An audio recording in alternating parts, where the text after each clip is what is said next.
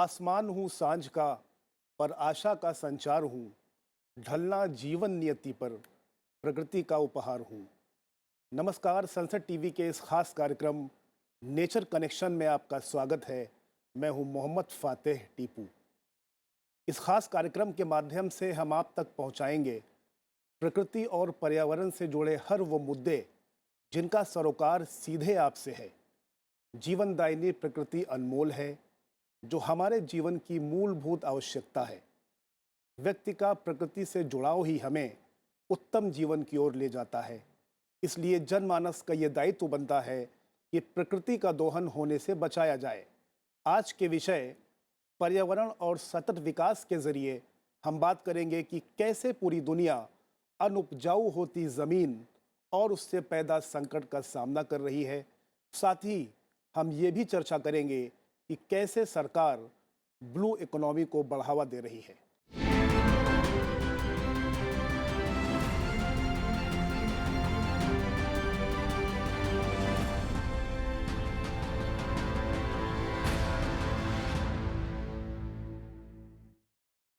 इन तमाम मुद्दों पर बात करने के लिए हमारे बीच दो खास मेहमान हैं। CK मिश्रा, जो पूर्व पर्यावरण सचिव हैं, और डॉक्टर विभा धवन, जो टेरी यानी the energy and resources institute की महानिदेशक हैं। आप दोनों मेहमानों का बहुत बहुत स्वागत।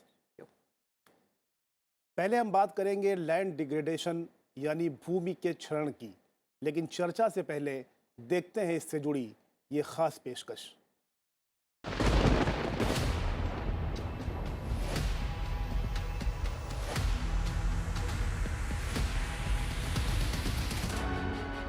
पूरी दुनिया इस समय अनुपजाऊ होती जमीन और उससे पैदा होते संकट का सामना कर रही है। हमारे भोजन और पानी पर भी इसका असर पड़ रहा है।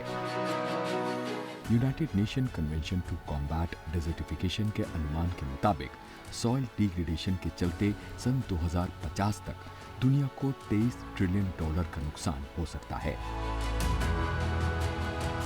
भारत की बात करें तो 104 मिलियन हेक्टेयर खेती योग्य भूमि अपनी उपजाऊ क्षमता खो चुकी होगी। इसमें 87 मिलियन हेक्टेयर हवा और पानी के कटाव के कारण तो 17.5 मिलियन हेक्टेयर कृषि भूमि रसायनों के इस्तेमाल से उर्वरक नहीं रह जाएगी। भारत सरकार ये चाहती है कि पूरी दुनिया खाद्य सुरक्षा पर मंडरा रहे इस बड़े खतरे पर ध्यान दे, ताकि समय रहते समाधान निकाला जा सके।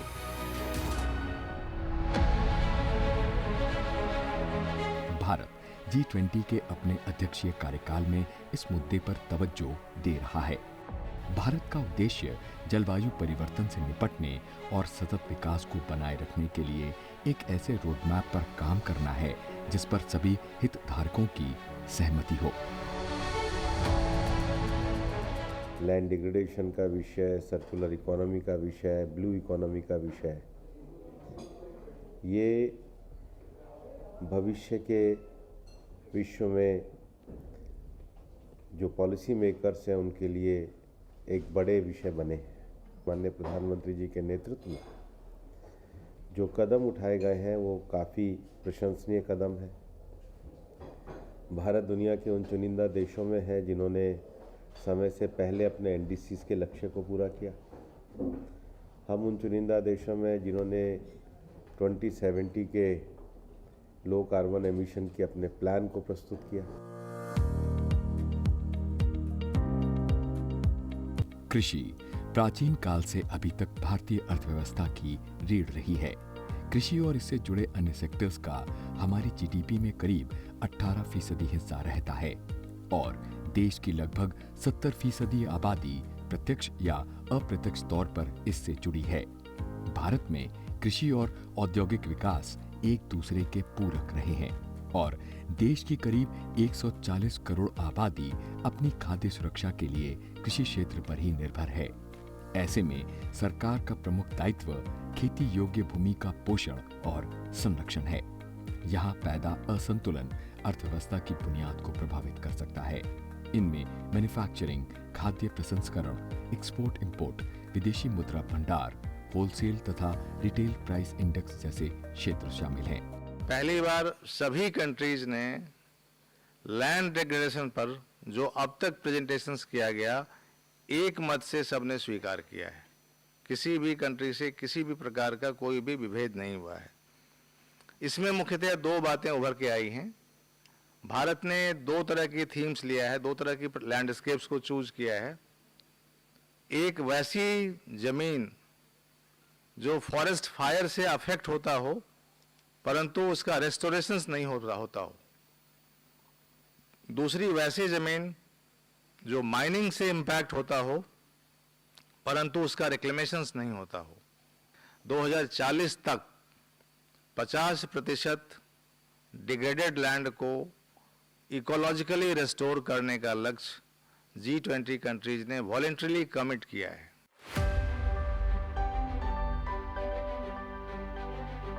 पर्यावरण के प्रति जागरूकता फैलाने के लिए भारत ने ग्लासगो में 26वें संयुक्त राष्ट्र जलवायु परिवर्तन सम्मेलन COP26 के दौरान लाइफ मिशन डॉक्ट्रिन पेश की थी। इसके जरिए पर्यावरण अनुकूल जीवन शैली और विकास के लक्ष्यों के बीच संतुलन साध आगे बढ़ना है।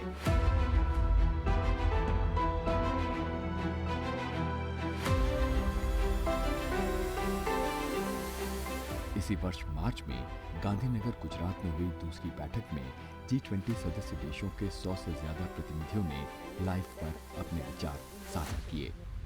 The Life Initiative, Prime Minister Modi, will give us this opportunity. France looks forward to working with India to make this initiative a success. इस बैठक में 11 आमंत्रित देश और 14 अंतर्राष्ट्रीय संगठन भी शामिल थे। G20 पर्यावरण मुद्दे पर मंत्री स्तरीय की महत्वपूर्ण बैठक 28 जुलाई को चेन्नई में होगी, जिसमें आगे की रूपरेखा तय की जाएगी। तो आप दोनों मेहमानों ने ये रिपोर्ट देखी कि किस तरीके से भारत G20 की मेज़बानी भी कर रहा है और लैंड डिग्रेडेशन जैसे मुद्दों को बहुत ही तेज़ी से उठा रहा है। तो पहले मैं CK मिश्रा जी आप के पास आना चाहूँगा। कितना गंभीर ये मुद्दा आप मानते हैं आर्थिक लिहाज से और पर्यावरण के लिहाज से कि जो ये मुद्दा है, किस तरह से आप इसको देखते हैं? देखिए, गंभीर ये दो तरीक़ों से है। एक तो लोगों की जीविका इससे प्रभावित होती है, आपकी उत्पादकता कम होती है, इसलिए ये गंभीर मुद्दा है। और उससे भी गंभीर बात यह है कि वैश्विक स्तर पर लैंड डिग्रेडेशन को क्लाइमेट चेंज के परिप्रेक्ष्य में वो स्थान नहीं दिया गया जो मिलना चाहिए। अब आप भारतवर्ष को लें, कृषि प्रधान देश है, अधिकांश लोगों की जीविका कृषि पर निर्भर है। यदि भूमि उपजाऊ नहीं रहेगी तो दो बहुत ही प्रमुख समस्याएं उत्पन्न होंगी। एक तो खाद्य की समस्या होगी, वो स्वाभाविक है और बहुत ही ऑब्वियस है, और दूसरी एक समस्या होगी कि लोगों के आजीविका की समस्या होगी और ये जीवन को प्रभावित करेगा। इसलिए मेरे विचार से ये बहुत ही गंभीर समस्या है। देखिए, आज तक जितने भी अंतर्राष्ट्रीय कॉप्स हुए हैं या दूसरे तरह के संगठनों ने इस पर चर्चा की है, मेरे विचार से इस पर उतना ध्यान नहीं दिया गया है। जी, मैं आपको बता दूं, भारतवर्ष में लैंड डिग्रेडेशन पे एक विशेष सत्र हुआ था, मुझे वर्ष तो याद नहीं है, 19 या 20 में, जिसमें इंडिया ने एक स्पेसिफिक डिक्लेरेशन की थी कि हम, जैसा आपने अभी सुना, कि 50% भूमि डिग्रेडेड लैंड को हम वापस लाएंगे। तो जब तक आप उसको रिक्लेम नहीं करेंगे, इस समस्या का समाधान नहीं होगा। और हमें ये याद रखना चाहिए कि ये टाइम स्पेसिफिक नहीं है कि आज तक जितना डिग्रेड हो गया अब आगे नहीं होगा। ये एक निरंतर प्रक्रिया है। इसलिए दूसरी स्ट्रैटेजी ये होनी है कि इसको डिग्रेडेशन आगे होने से कैसे रोकना। बिल्कुल अहम बात आपने कही। तो मैम, आपने देखा कि किस तरह से लैंड डिग्रेडेशन को लेकर के सरकार संजीदा है और आप लगातार 35 सालों से टेरी से जुड़ी रही हैं और आपका फेवरेट विषय रहा है ये। पर्यावरण के लिहाज से और आर्थिक लिहाज से आप कितना महत्वपूर्ण मानती हैं इस मुद्दे को? देखिए, देखा जाए तो क्लाइमेट चेंज जिसकी हम बात कर रहे हैं, ये पूरी की पूरी हमने ज़मीन पे क्या किया है और हमने ज़मीन को किस तरह से एक तरह से ओवर एक्सप्लॉइट किया है। चाहे वो एग्रीकल्चर की फील्ड में हो, चाहे हमने वहाँ पर इंडस्ट्रियलाइजेशन की बात करें, तो लैंड डिग्रेडेशन क्लाइमेट चेंज के साथ जुड़ा हुआ है और बहुत सीरियस विषय है आज की तारीख में। इसमें बहुत सारी प्रॉब्लम्स हैं। देख, सबसे पहले ये है कि हमको खाना इसी ज़मीन से मिलना है। हमारी जनसंख्या बढ़ती जा रही है, हमारे खाने का तरीका बढ़ता जा रहा है, हमारी उपेक्षा की हमको क्या खाना है। जैसे बहुत सारे लोग नॉन वेजिटेरियन की तरफ जाते हैं, तो जहाँ 1 किलो अनाज से गुजारा चलता था, वहाँ 5 किलो अनाज जो है वो एनिमल को फीड करेगा और फिर लोग खाएंगे, उस तरह से भी बात हो जाती है। हमारे जो रिसोर्सेज हैं, जैसे हम पानी की बात करते हैं, पर कैपिटा पानी की अवेलेबिलिटी भी कम होने जा रही है। अभी जैसे हम देख रहे हैं कि पूरी दुनिया में शायद कहीं पे फर्टिलाइज़र की कमी होती जा रही है, और ये सब चीज़ें जब हम देखते हैं तो लगता है कि आगे शायद आने वाले दिन मुश्किल होने वाले हैं। लेकिन दूसरी तरफ हमारी साइंस एंड टेक्नोलॉजी ने बहुत कुछ किया और हमारी सरकार ने बहुत कुछ किया। प्रधानमंत्री का जो प्रोग्राम है which is on soil testing, अभी तक क्या हो रहा था, आप गेहूं लगा रहे हैं तो आप एडवाइजरी है कि इतना यूरिया डालिए, इतना डीएपी डालिए, ऐसे गेहूं उगेगा। लेकिन क्या हमारी ज़मीन को इतना सारा फर्टिलाइज़र चाहिए? क्योंकि पौधा तो उतना ही एब्जॉर्ब करेगा। जैसे आप और मैं हैं, कितना खाना खाएंगे? कुछ ही खाएंगे ना, बाकी तो बेकार जाएगा। और बेकार नहीं जाएगा, वो पोल्यूटेंट बन जाएगा। वेस्टेड मटेरियल जो है वो एक तरह से हमारे लिए और प्रॉब्लम बनाने वाला है। तो सॉइल हेल्थ कार्ड से हमें पता चल जाता है इस ज़मीन में क्या चीज़ कितनी डालनी है। पिछले कुछ सालों की आप डेवलपमेंट्स देखिए, हम ड्रिप इरिगेशन, स्प्रिंकलर, ये सब चीज़ें आई जिससे कि आप पानी कम से कम इस्तेमाल करिए। कहाँ पे हम गलत गए? ऑफ कोर्स आप कभी भी नई टेक्नोलॉजी अडॉप्ट करेंगे, कहीं ना कहीं थोड़ी सी गलतियाँ भी होती हैं। अब जब हमने ग्रीन रेवोल्यूशन के टाइम पे ऐसा हुआ कि इरिगेट करो, और भारत के ऊपर एक और बहुत बड़ी जिम्मेदारी है, वो ये है कि जो खाना है, बहुत सेंसिटिव सब्जेक्ट हो जाता है कि खाना जो है हमारे हर आदमी को ठीक प्राइस पे अवेलेबल हो, बहुत महंगा नहीं हो कि वो खरीद सके। इसलिए हम तरह तरह की सब्सिडी अपने फार्मर को देते हैं ताकि खाना सस्ते दाम पे उपलब्ध रहे। उस सब्सिडी में एक सब्सिडी आती है पानी की, और हम बिजली एग्रीकल्चर के लिए हम मुफ्त कर देते हैं या बहुत कम पैसा चार्ज करते हैं। तो उससे कहीं पे फार्मर भी गलत चला जाता है। वो ये देखता है मेरे लागत कितनी हुई, मैंने इतने पैसे खर्च किए, वो सब्सिडी नहीं गिनेगा और मुझे कितने पैसे मिले। तो उसमें हमने कहीं कहीं गलत क्रॉप लगाए। जैसे कि पंजाब पैडी के लिए नहीं है, हमें चावल नहीं उगाना चाहिए, हमें शुगर केन महाराष्ट्र में नहीं करना चाहिए, गन्ना नहीं करना चाहिए वहाँ, क्योंकि वो बहुत पानी इस्तेमाल करते हैं। तो अब सरकार भी उस तरफ जा रही है कि हम फार्मर को कैसे एक तरह से, क्योंकि फार्मर की इनकम आज भी कम है, हम डबलिंग ऑफ फार्मर इनकम की बात कर रहे हैं, वो ऑब्जेक्टिव भी हमारा मीट हो, और दूसरी तरफ जो हमारे रिसोर्सेज हैं उनको हम इतना ज़्यादा ओवर एक्सप्लॉइट नहीं करें कि कल को वो हमारे लिए रहेंगे। और ये सब मुमकिन है, बहुत सारी टेक्नोलॉजीज़ हैं। अगर समय हो तो मैं उसके बारे में बताती हूँ। जैसे हम अब एक तरफ जा रहे हैं कि हमको ऑर्गेनिक कल्टीवेशन करनी है, तो हमारे पास टेक्नोलॉजीज़ हैं। आपने देखा अभी हम माइक्रोराइजा जैसी टेक्नोलॉजी बहुत अच्छे स्तर पे कर रहे हैं, और उनका भी पोटेंशियल है कि वो 30 से 40-45% तक आप रिप्लेस कर सकते हैं कन्वेंशनल फर्टिलाइजर। बिल्कुल बिल्कुल। तो और कोई कॉम्प्रोमाइज़ नहीं होगा इनके ऊपर। उसी तरह अब जो नैनो की टेक्नोलॉजी आ रही है, तो सब सॉइल इरिगेशन, तो ये सब रिसोर्सेस को कैसे हम कम से कम इस्तेमाल करें और ज़्यादा से तो उस पर ज़्यादा प्रयास चल रहा है। निशा साहब, आपके और पास आना चाहूँगा कि जिस तरीके से मैम ने कहा कि लगातार एक व्यापक स्तर पर लैंड डिग्रेडेशन को कैसे रोका जाए, इस पर प्रयास चल रहे हैं। सरकार के स्तर पर अगर मैं आपसे बात करूं, क्योंकि लंबे समय तक आप सचिव भी रहे हैं भारत सरकार में, सरकार क्या प्रयास कर रही है इस पर? देखिए, दो तरफा प्रयास है, और मैं आपको बताऊं कि सरकार ने इस क्षेत्र में काफ़ी अच्छा काम किया है। परंतु एक मूल विषय हम पहले समझ लें लैंड डिग्रेडेशन के दो विशिष्ट पहलू हैं।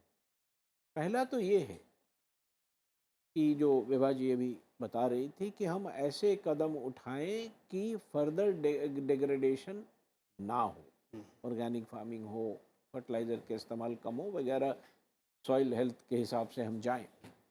और एक दूसरा पहलू ये है कि जो डिग्रेडेड लैंड ऑलरेडी हमारे पास है उसको हम कैसे रिस्टोर करें। मैं एक उदाहरण दूंगा जी। आप देखेंगे कि भारतवर्ष एकमात्र देश है जहां प्रतिवर्ष औसतन जंगल या ट्रीज जिसको हम कहते हैं उसकी संख्या बढ़ रही है, जबकि विश्व के बाकी हिस्सों में ऐसा नहीं हो रहा है। पर उसके अंदर अगर आप ध्यान से देखें तो जो डिग्रेडेड फॉरेस्ट है वो काफ़ी बड़ा ये है, शायद 30% के आसपास हमारे पास डिग्रेडेड फॉरेस्ट है, उसको हम रिस्टोर नहीं कर पा रहे हैं। तो अगर आप नॉन डिग्रेडेड लैंड का क्षेत्रफल बढ़ाना चाहते हैं तो आपको दोनों कदम उठाने पड़ेंगे। ये डिग्रेडेड लैंड को आप वापस लाएं। राजस्थान, हमें बंजर भूमि की मैं बात करता हूँ, बंजर भूमि को पुनः उपयोग में कैसे लाया जाए इसकी तकनीक भी उतनी ही ज़रूरी है जितना कि जो फर्टाइल लैंड है उसको इनफर्टाइल होने से रोका कैसे जाए। बिल्कुल बिल्कुल बिल्कुल। तो ये एक तो दिक्कत सबसे बड़ी क्या है, और मैं किसी की कहीं विश्व के किसी देश की आलोचना नहीं करना चाहता हूँ, समस्या सबसे बड़ी ये है कि पूरे पर्यावरण क्लाइमेट चेंज के जो हमारे डिबेट है उसमें हम अन्य मुद्दों के डिबेट में पड़ जाते हैं, मिटिगेशन और अडेप्टेशन में, जो प्रतिदिन जीवन को प्रभावित कर रहा है उस मुद्दे पे हम बात तो कर लेते हैं पर ना कोई प्रोजेक्ट बनता है। बिल्कुल, जो ना मानव कोई जीवन से वित्तीय जुड़ा है, सहायता आती है, उनके उसमें आसपास कुछ से हो नहीं जुड़ा है, उस पाता पर चर्चा। जी, हम रुख करते हैं बहुत तेज़ी के साथ में ब्लू इकोनॉमी की तरफ, किस तरीके से सरकार ब्लू इकोनॉमी को बढ़ावा दे रही है। लेकिन सबसे पहले हम देखेंगे एक खास रिपोर्ट।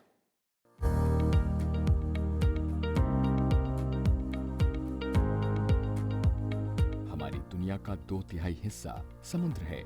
ये न सिर्फ हमें भोजन और खनिज मुहैया करवाता है बल्कि बड़े पैमाने पर ऑक्सीजन भी पैदा करता है। ये ग्रीन हाउस गैसेस को सोखता है और जलवायु तंत्र पर नियंत्रण रखता है। समुद्र मौसम चक्र का संचालक है और हमारे ट्रेड चैनल्स का भी। सैकड़ों वर्ष पहले इंसान ने जब अपनी आर्थिक गतिविधियों को विस्तार दिया, तब से महासागरों का वैश्विक विकास क्रम में अहम रोल रहा है। आज भी दुनिया का 80% से ज्यादा अंतर्राष्ट्रीय व्यापार समुद्री मार्ग से ही होता है। समुद्र के इतने व्यापक आर्थिक और पर्यावरणीय महत्व ने ब्लू इकोनॉमी की अवधारणा को जन्म दिया। वो ब्लू इकोनॉमी जिसमें समुद्र में मौजूद प्राकृतिक संसाधनों का संरक्षण, दोहन और पुनर्उत्पादन शामिल है। विश्व बैंक के मुताबिक ब्लू इकोनॉमी का उद्देश्य आर्थिक विकास के लिए महासागरों के संसाधनों का टिकाऊ और व्यवस्थित दोहन करना है। अल्टीमेटली G20 का मकसद ये है कि क्लाइमेट एंड एनवायरनमेंट के जो चैलेंजेस हैं, खासकर क्लाइमेट चेंज का जो चैलेंज है, एनवायरनमेंट के संबंध में अगर ये कहा जाए तो लैंड डिग्रेडेशन का चैलेंज है, वाटर मैनेजमेंट की आवश्यकता है, और उसी के साथ साथ एक और एस्पेक्ट जुड़ता है जो हमारा ओशंस का है। How do we sustainably manage our oceans, ताकि ब्लू इकोनॉमी के जितने आयाम हैं वो खुल सकें, जितना इकोनॉमिक पोटेंशियल है उसको हम एक्सप्लोर कर सकें, साथ साथ कोस्टल रेजिलियंस एंड सस्टेनेबिलिटी को भी जितनी आवश्यकता हो उस हिसाब से हमारे पॉलिसीज और प्रोजेक्ट्स उनको ध्यान में रख के चलाए जाएं। भारत ब्लू इकोनॉमी को एक व्यवस्थित नीति के दायरे में लाने का काम कर रहा है। भारत की G20 अध्यक्षता के दौरान समुद्री प्रदूषण, मैनग्रोव और कोरल रीफ का संरक्षण जैसे मुद्दों पर भी ध्यान केंद्रित करना है। भारत ओशन 20 डायलॉग भी करना चाहता है, जिसके तहत समुद्र और समुद्री संसाधनों का संरक्षण और स्थायी इस्तेमाल पर विमर्श होगा। इसके लिए भारत वित्त व्यवस्था करना चाहता है ताकि समुद्री परिसंपत्ति के साझे लाभ के लिए प्रबंधन और स्थायी विकास सुनिश्चित किया जा सके।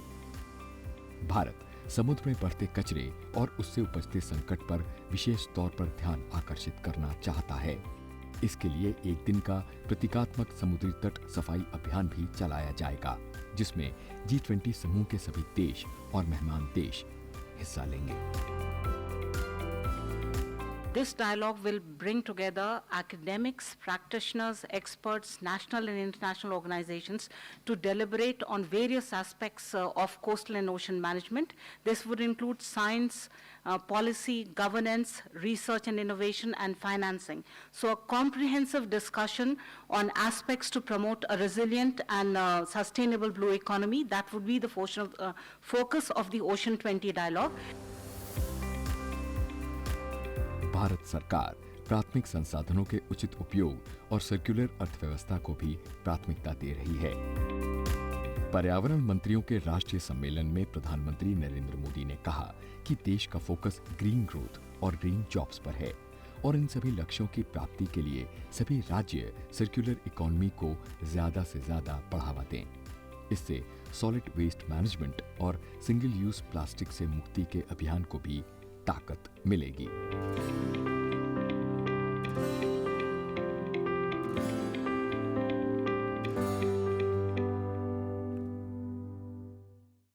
तो मैम, देखा आपने कि किस तरह से सरकार संजीदा है ब्लू इकोनॉमी को लेकर के। जो दुनिया का 80% व्यापार होता है वो समुद्र के रास्ते से होता है और 40% जो आबादी है वो कोस्टल एरिया में रहती है। अगर मैं बात करूं, और इसका जो नेचुरल कैपिटल है वो करीब $25 ट्रिलियन आकी गई है इसकी। तो दुनिया के लिहाज से जो ब्लू इकोनॉमी है वो कितना महत्वपूर्ण मानती हैं आप? देखिए, समुंदर जो है एक तरह से चुपचाप से हमें बहुत कुछ देता है। उसकी जो बायोडाइवर्सिटी है उसमें से हमको इतनी सारी ड्रग्स मिल रही हैं। आपने जैसे कहा कि हम ज़्यादातर जो एक्सपोर्ट इंपोर्ट है वो समुंदर के रास्ते होता है। सरकार जागरूक है। आपको मैं बताना चाहूँगी, अभी एक national centre of excellence on green ports and shipping TERI और पोर्ट्स ने मिलके बनाया है। मिनिस्ट्री ऑफ शिपिंग का इनिशिएटिव है, ministry of ports and shipping. तो इसमें हम ये देख रहे हैं कि जो पोर्ट्स और शिप्स हैं, क्योंकि वो एक देश से दूसरे देश कॉन्टिनेंट्स में जाते रहते हैं, तो वो लोग भी पोल्यूशन ज़्यादा नहीं बढ़ाएं। तो उनको हम कैसे हरा भरा करें, ग्रीन की तरफ जाएं, ताकि हमारी जो पूरी डाइवर्सिटी है, बायोडाइवर्सिटी और जो कुछ हमें समुंदर से मिल रहा है वो कायम रहे। और पोल्यूशन की प्रॉब्लम, क्योंकि वो इनडायरेक्टली आपको और मुझे बहुत बुरे से हिट करने वाला है। अगर वो फिश में चला जाएगा, आप फिश खाएंगे तो वो इनडायरेक्टली आपके अंदर प्लास्टिक जा रहा है। फिश अगर वहाँ पे बहुत सारी ऐसे हैवी मेटल्स हो जाएंगे, सब हो जाएगा, अगेन वो आपकी और मेरी सेहत को इम्पेक्ट करने वाला है। और दूसरी तरफ, क्योंकि इसमें कार्बन डाइऑक्साइड फिक्सेशन समुंदर से बहुत ज़्यादा होती है और पोटेंशियल बहुत है। जैसे आप जो एल्गी, जो हमको वैसे तो लगता है कि बेकार चीज़ है, वो आपको बायोफ्यूल दे सकती है। बिल्कुल बिल्कुल। तो बहुत सारे फायदे हैं लोगों के लिए। हम इसमें जाएंगे तो हमको बहुत फायदा है। सर, अगर भारत के लिहाज से मैं आपसे पूछूं तो जीडीपी में कितना आप इसकी भूमिका मानते हैं और इसका योगदान मानते हैं आप? देखिए, सामान्यतः लोग ये मानते हैं कि भारत के पास बहुत लंबा कोस्ट लाइन नहीं है। सच्चाई ये है कि हमारे पास 750 किलोमीटर से ज़्यादा का कोस्ट लाइन है, बहुत बड़ा कोस्ट लाइन है। देखिए, विभा जी ने बताया कि इसके इकोनॉमिक फ़ायदे क्या हैं, ट्रांसपोर्टेशन, बायोडाइवर्सिटी। मैं एक दूसरी तरफ की बात करता हूँ। जो ओशन 20 है वो तो वैश्विक स्तर पर तय करेगा कि क्या नीति होगी, और 3 महत्वपूर्ण चीज़ें हैं इस ब्लू इकोनॉमी में जो हमको ध्यान रखना है। पहला, कि कोस्टल एरिया का सतत सस्टेनेबल विकास कैसे हो।